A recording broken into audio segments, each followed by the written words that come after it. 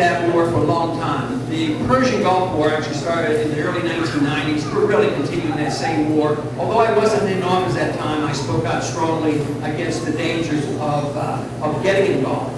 But I became very outspoken against the war that I saw coming in 1998. In 1998, we passed the Iraqi Liberation Act, which was overwhelmingly passed to support the Clinton desire to have regime change in Iraq. So that's how long the plan has been around.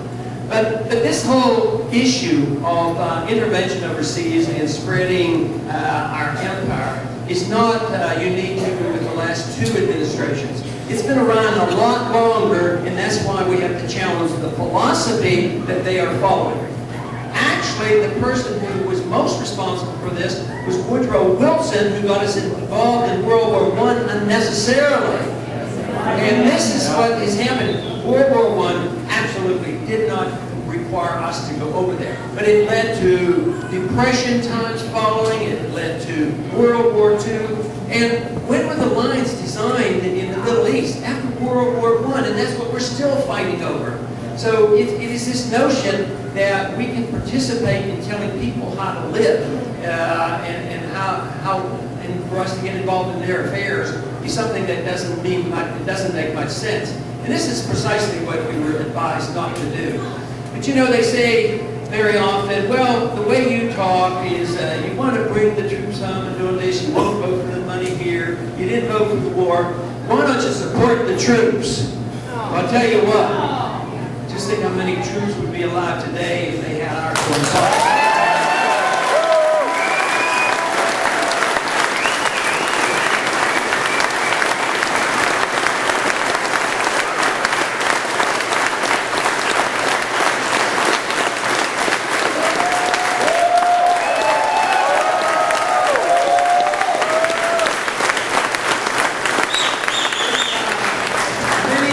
Any of our dissenters, those who do not agree with us, come and tell you that we don't support the troops. Ask them why it is our campaign that gets more donations from the military people than anybody else.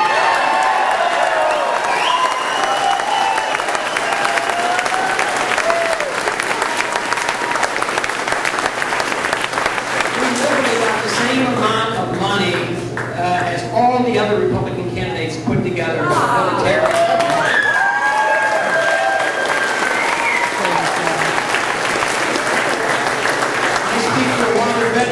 And the assumption is always made that all the veterans are going to be for this careless entry into war, and that is not true. Veterans of this country went to war and fought, and guess what they fought for?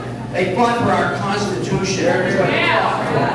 And we too often, especially since World War II, we're going to war almost endlessly without a declaration. Just think about if the members of Congress would follow the rule of law and never allow a president to go to war without a declaration. If we had not done that since World War II, just think of the benefits that we would have received. So it's very simply that you're not allowed to transfer power from the legislative branch to the executive branch without a constitutional amendment. And that's literally what we have done. We allow our presidents to go to war. And this is such a serious responsibility. It was meant that the founders wanted to make sure that the king couldn't go to war, the leader couldn't take us to war, the executive branch couldn't take us to war. And it had to be by the Congress, the body is closest to the people. And under these circumstances, you know, when I brought the subject up in the committee, they told me that part of the Constitution was anachronistic.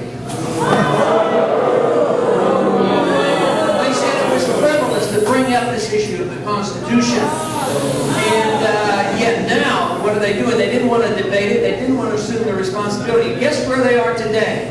We're debating the war. A little bit too late. And my argument is, they say, well, there's going to be chaos if we leave Iraq. Yeah, there could be. There could be. We don't know exactly what would happen. It didn't get nearly as bad as they predicted when we would leave Vietnam. We don't know what would happen, but we know a couple things. We know that Americans would no longer be killed, we would no longer be spending money, and we also know that the chaos is there not because we left, but because we went in.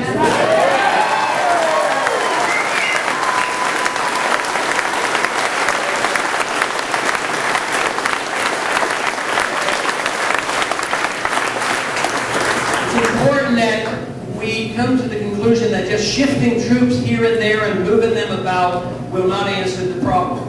Because it's the presence of our troops throughout that region which is the motivating factor for them to express their anger toward us. Not only that, if you don't change the overall policy, and we keep a lot of troops in the Middle East, we keep those permanent bases in Iraq, and we keep that embassy now in Iraq that was built, it's bigger than the Vatican, there will be a presence there that will not solve the problem. And besides, almost every single candidate on both sides are now saying, well, we got to be over there because no option should be taken off the table because we might have to go in and start bombing Iran. That we have to stop.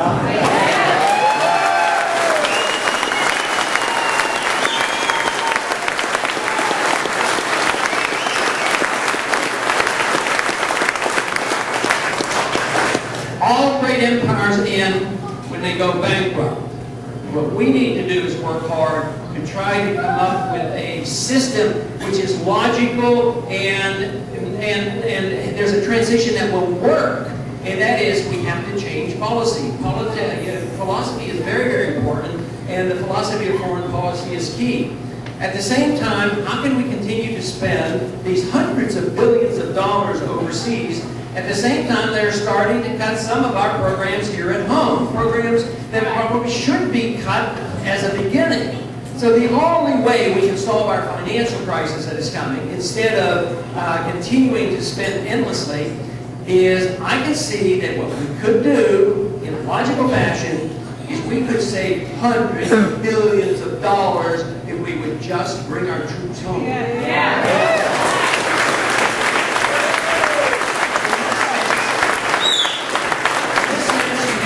Although all the social programs are not part of the Constitution, that is not where I would start.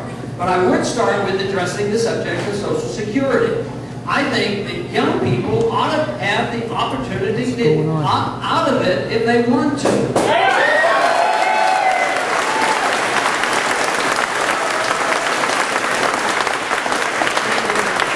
very much aware of this endless entitlement system that we continue to expand. At the same time, they know their numbers are smaller, and how are we going to keep financing it? And that is a good question. So what about the generation or two that are totally dependent on government medical care and government Social Security? You can't turn that off and put people out in the streets. But I can tell you one thing. I'm one congressman that never voted once to spend 1 penny of the Social Security Trust Fund.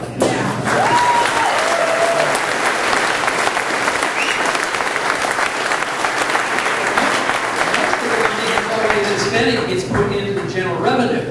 But if you allow people to opt out and work toward a transition, you can only take care of those people who become dependent if you save that money from the overseas expenditures. And you could literally save enough to take care of that at the same time, even cut our deficit.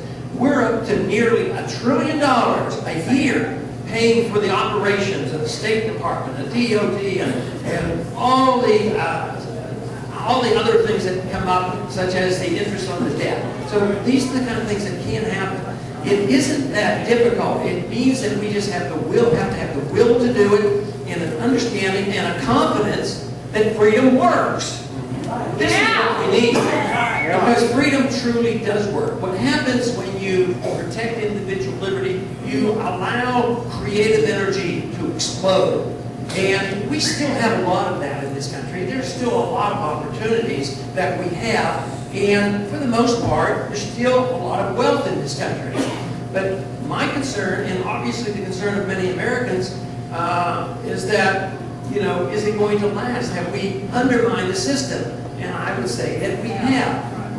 We have a lot more inflation than our government will admit. How many people in this country believe that we have 2% inflation rate?